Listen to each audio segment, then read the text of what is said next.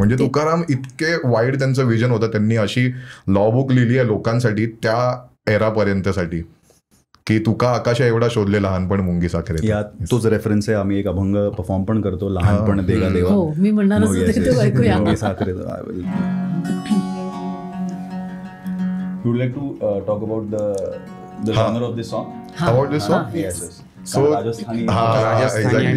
तर बेसिकली लहानपण आणि रेत, म्हणजे रेत का तर आम्ही वाळवंट, आणि वाळवंटाला आम्ही कनेक्ट केलं ते राजस्थानच्या वाळवंटाशी, की तिथलेही लोक ऐकतील कसं कनेक्ट करतील ते.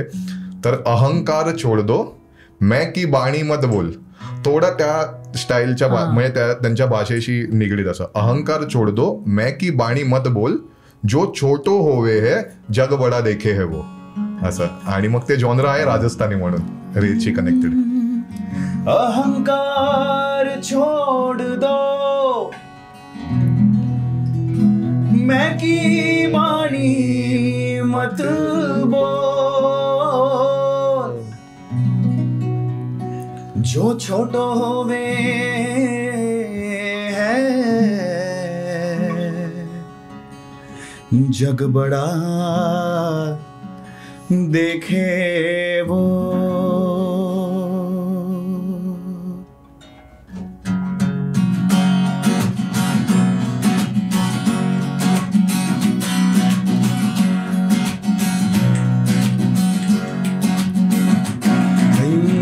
लहानपण देगा देवा,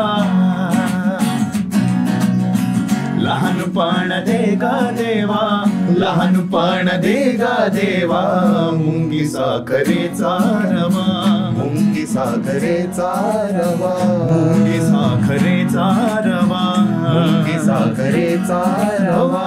ऐरावत रत्ना थोर त्यासी अंकुशाचा मार, ऐरावत रत्न थोर त्यासी अंकुशाचा मार. जया अंगी मोठे बाण,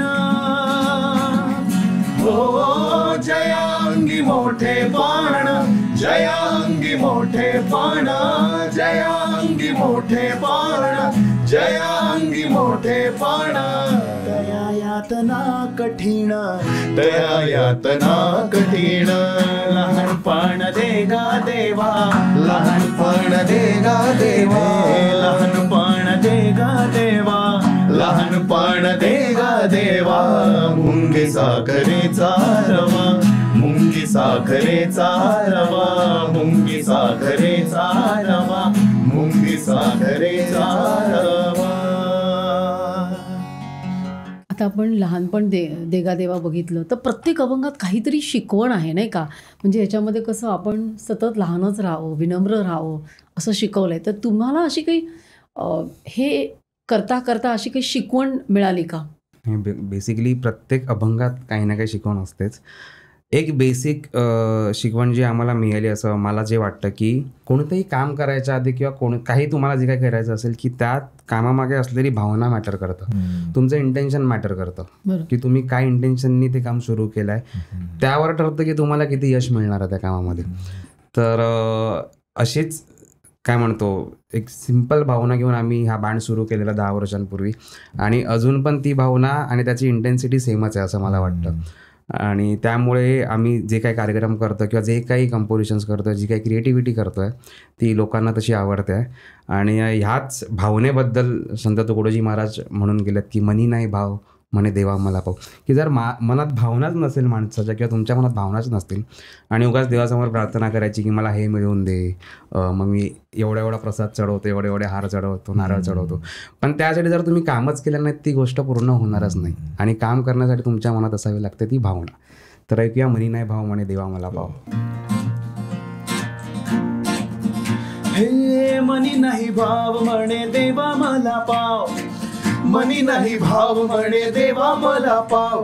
देव अशान भेटायचा नाही र, देव अशान भेटायचा नाही र, हो देव बाजारचा भाजीपाला नाही र, देव बाजारचा भाजीपाला नाही र, नाही र देव बाजारचा भाजीपाला नाही र, हो देव बाजारचा भाजीपाला नाही र.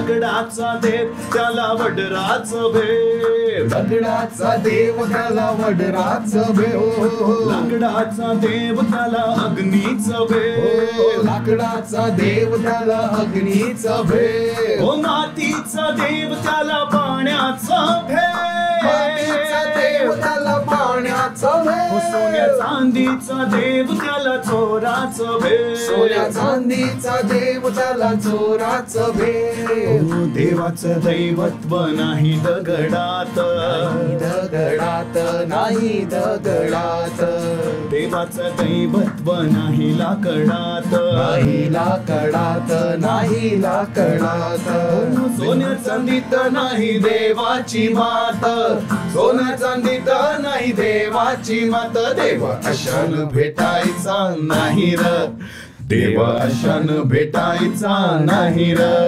देवा बाजारचा भाजीपाला नाही र, देवा बाजारचा भाजीपाला नाही र, देवा बाजारचा भाजीपाला नाही र, हो देवा बाजारचा भाजीपाला नाही र.